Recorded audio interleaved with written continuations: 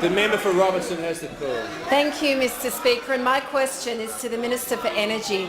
Will the Minister update the House on what action the government is taking to bring down power prices? How would a reckless approach of failing to hold the energy companies to account push up energy prices? The Minister for Energy.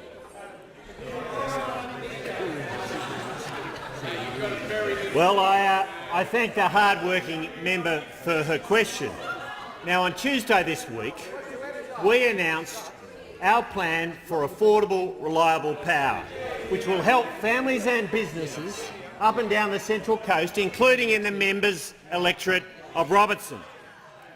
Our plan will reduce prices by stopping the price gouging with our big stick legislation, which we'll be bringing to the Parliament later this year.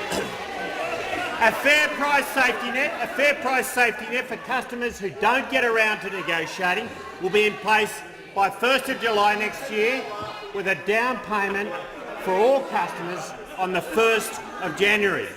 Now, Mr Speaker, we're backing investment in reliable generation with a short list of projects by early next year.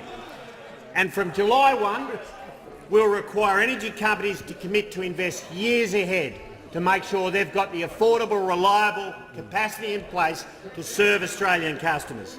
Now, Mr Speaker, the AEMC found that customers on standing offers could be paying up to $832 more per year than alternative market offers. Small businesses could be paying up to almost $3,500 more. This loyalty tax is outrageous. Two houses or two businesses side by side with exactly the same energy usage, and one can be paying thousands more than the other. Mr Speaker, the rip-offs have to stop. Now, the member asked about alternatives.